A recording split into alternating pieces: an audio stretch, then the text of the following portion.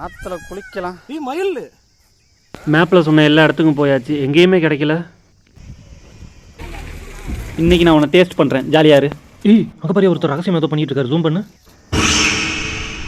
இந்த வீடியோ பொறுத்த வரைக்கும் அப்படி ரிலாக்ஸாக உட்காந்து பார்க்கக்கூடிய vlog தான் இது. ஆறு, குளம், செடி, கொடி, வயல்னு சொல்லிட்டு அப்படி போகும். நீங்கள் ஒருவேளை பரபரப்பான ஆளாக இருந்தீங்கன்னா ஏன் வீடியோ சரிப்பட்டு வராது, ஓடிக்க வேண்டியதான். ஒருவேளை எனக்கு ரிலாக்ஸான வீடியோ பார்க்கணும் அப்படி இப்படின்னா இந்த வீடியோ உங்களுக்கானது தான். வீடியோக்குள்ள தலையை விட்டுருக்குங்க. வணக்கம் எல்லோருக்கும். ஸ்ட்ரைட்டாக மேட்டுக்குள்ளே போகிறேன். இப்போ நான் எங்கே போய்கிட்டு இருக்கேன் அப்படின்னா மீன் வாங்க. ஆனால் அந்த மீனை வாங்குறதுக்கு பக்கத்தில் இருக்க ஒரு கிராமத்துக்குள்ளே போகணும். வெயில் அடிக்காத ஒரு அழகான ஞாயிற்றுக்கிழமை. ஆள் வர வரைக்கும் எவ்வளோ நேரம் வேணாலும் காத்திருக்கலாம். கில்லி மாதிரி வரான் சார் அவன். போலாமா? கழக்கு வேண்டாம், வண்டி அப்படியே யூட்டர்ன் பண்ணுறான். தார் ரோட்டில் காற்ற கழிச்சிட்டு வந்த இவர் தான் என்ஜே. ஷார்ட்ஸ் எல்லாம் பார்த்துருந்தா தெரியும். இவர் கூட தான் இன்றைக்கி மீன் வாங்க போகிறோம். உயிர் மீன் தான் சாப்பிடுன்னு சொல்லி வாங்கிட்டு வர சொல்லியிருக்காங்க வீட்டில். மணி இப்போவே 11. கிடைக்குமான்னு தெரில. இதில் வேற பெட்ரோல் இல்லாத காரணத்தினால என்ஜே வீட்டில் வண்டியை மாற்ற போனோம். அப்போ என்ஜேவோட குழந்தை நானும் வரேன்னு அழுகவும் அவளையும் கூப்பிட்டு வந்தோம். நல்லா பொந்துக்குள்ளே முயல் எட்டி பார்க்குற மாதிரி பார்த்துட்டு இருக்கா பாருங்க. என்ன when introvert playing with baby எனக்கு முடிஞ்சுங்க. எங்கே பாரு. இந்த ஆத்தோரமாக அப்படியே போய்கிட்டே இருந்தோம்னா தூரத்தில் ஒரு குளம் இருக்கும். அங்கே மீன் பிடிச்சி விற்பாங்க. இருக்காங்களான்னு பார்ப்போம். இங்கே பாரு, தண்ணி பாரு. சோப்பு எடுத்துகிட்டு வரலையா? ஆளை பாரு. அது என்ன சொல்லு பாரு, குளிக்கிறதுக்கு சோப்பு எடுத்துட்டு வரல. யார்கிட்ட சொல்கிற சோப்பு எடுத்துருவான்னு ஃபோன் பண்ணி. ஏய், என்ன ஃபேமிலிஸை முறைக்கிற? வணக்கம் சொல்லு ஃபேமிலிஸுக்கு. நல்லா க்ரீம் பிஸ்கட்டுக்கு நடுவில் இருக்க க்ரீம் மாதிரி இருக்கா. வேகமாக பிரேக் எதுவும் போட்டான் பிசிங்கிருவா.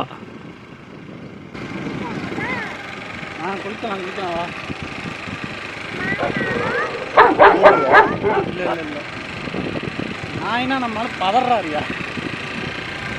பாருங்க வீடை பாருங்க. இங்க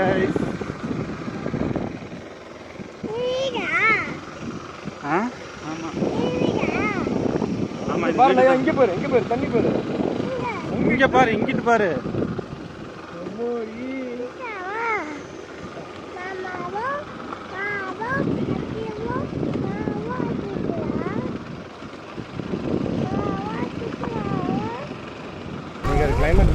இங்க ஒரு பாலம் இருக்கும். இந்த பாலத்துக்கு எனக்கும் ஒரு கதை இருக்கு. ஏன்னா பாலத்தை திருடிட்டானுங்க. இருக்கு. நான் 6வது படிக்கும்போது இந்த பாலத்துக்கடியில் ஒரு சம்பவம் நடந்துச்சு. அதுவும் எனக்கு நடந்துச்சு. அது ஒரு ஸ்வீட் மெமரி. நீச்சல் தெரியாமல் ஆற்றுல மூழ்கிட்டேன். என் ஸ்கூல் சீனியர் அண்ணன் தான் காப்பாற்றினாரு. காப்பாற்றுற முகரைய பாரு. இன்னைக்கே விட்டு தொலைஞ்சிருக்க வேண்டியதானே. சரி, அதை விடுங்க. அதை பற்றி இன்னொரு வீடியோவில் வேளாவரியாக பேசலாம். போவோமா? அப்படியே சறுக்கிட்டே போவோமா ஆற்றுல?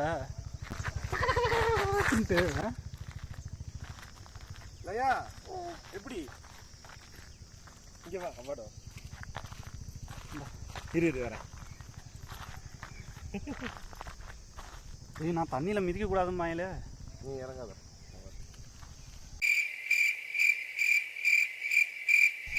என்ன காலை விரிச்ச மேனிக்கே வச்சிருக்க?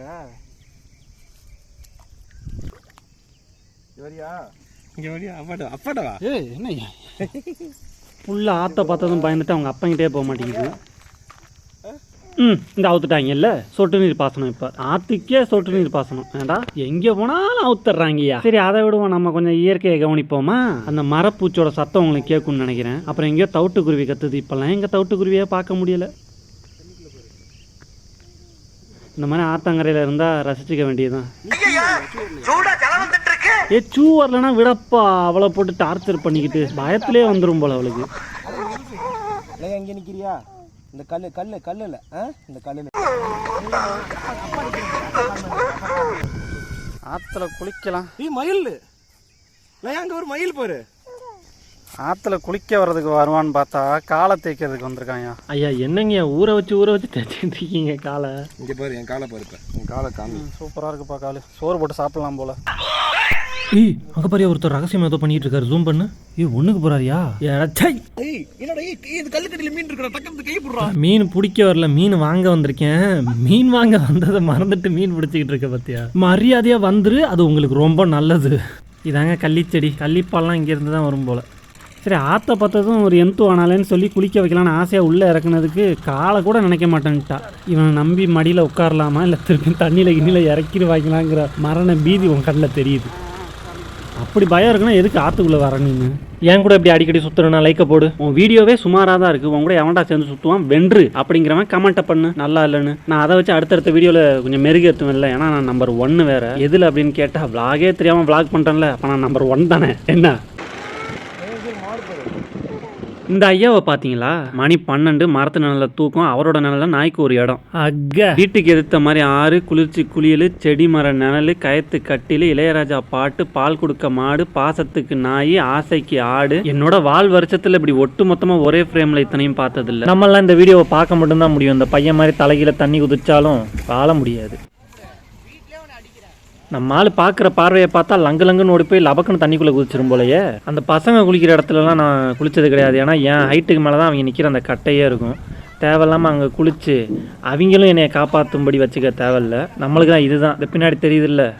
இந்த இடம் தான் குடும்பங்கள் கொண்டாடும் வெற்றிங்கிற மாதிரி. இது ஃபேமிலியாக சின்ன பசங்களோட ஜாலியாக குளிக்கிறது மாதிரி ஒரு இடம். முட்டி அளவு தண்ணி இருக்கும். இங்கே தான் சறுக்கு மரமாக சறுக்கி விளாண்டுட்டு இருப்போம். ஆஃபீஸ்லேருந்து ரைட்டு போய் லெஃப்ட்டு போனால் எம்ஜேடி. இந்த மேப்பில் குறித்து கொடுத்த எல்லா இடத்துலையும் நேரம் மீன் முடிஞ்சிருக்குமே. இன்றைக்கி நான் காலி. இந்த சாலையில் வருபவர்கள் உள்ளாடை அணிந்து வரவும்னு போர்டு போடுங்கடா டே. டிக்குங்குது. மீன் வாங்க வந்ததை மறந்துட்டு என்னென்ன பண்ணிக்கிட்டு இருக்கோம். ஹைவே ஏறியாச்சு. இதெல்லாம் விவசாய நிலம் தான். ஆனால் இப்போ வந்துட்டு விற்க போகிறதா பேசிக்கிட்டு இருக்காங்க. விவசாய நிலத்தை அழிச்சிட்டு என்ன ஃப்ளாட்டு போடுறாங்களா? வாழ்த்துக்கள். பெரிய பெரிய கட்டடங்களாக எழுப்புங்க. காங்கிரீட் காடாக இதை மாற்றி விடுங்க சீக்கிரம். மீனுன்னு மதுரைக்குள்ளேயே கூப்பிட்டு போயிடுவான் போலையே. ஏய் நீ என்ன தூங்குறியா? தூங்கினே போகிறதுக்கு இதுனா பாஸா பீஸு? வாய்ப்பாக்க தானே கூப்பிட்டு வந்திருக்கு. வாய்ப்பாரு. ரோட்டுக்கு இரு பக்கமும் குளம் இருக்குது. அதில் இப்போ வலது பக்கம் குளத்துல தான் போயிட்டு இப்போ வாங்க போகிறோம். ஆஹா அண்ணன் கடையை விரித்து வச்சுட்டு உட்காந்துருக்காப்புல இருக்கு. என்னடா வெறும் பாத்திரத்தை காட்டுறீங்க? மீன் முடிஞ்சு இன்னும் ஒரே ஒரு இடம் இருக்குது. அந்த இடத்துல மீன் இல்லைனா வீடியோவும் டெலிட்டு நானும் டெலிட்டு. மீன் வெட்டுறது வீடியோ எடுத்து நீங்கள் என்ன வெட்ட போகிறாங்க? நான் என்ன பண்ணுறது? அப்புறம் மீன் முடிஞ்சு போச்சு என்ன செய்யறது? அந்த இடமலப்பட்டி புதூர் சைடு போனோம். நாங்கள் இடமலப்பட்டி புதூர் அது எங்கடா இருக்குது? நம்ம ஒரு தடவை போய் 300 காசு வாங்கிட்டு இல்லையா? சரி எதுக்கு ஒரு எட்டு இங்கே போமா? நீங்கள் போகணும். ஐயோ அங்கேயும் இருக்காதுங்க. ஒரு வேளை இருந்துச்சுன்னா என்ன செய்யுது? அமாவாசை இதுங்கிறாங்க. புரட்டாசி அமாவாசைன்னு சொல்லிடு. புரட்டாசியில் சாப்பிட மாட்டாங்க. புரட்டாசி அமாவாசைடா. அடுத்து இந்த 2வது குளத்தில் மீன் பிடிக்கிறவங்களை நம்பி தான் போயிட்டுருக்கேன். அங்கே மீன் இருக்கான்னு பார்ப்போம். ஒருவேளை மீன் இல்லைன்னா தீபாவளிக்கு மீந்து போன பட்டாசோட சேர்த்து என்னை கொளுத்திடுவாங்க. காலையில் இருக்குன்னு சொல்லிடு.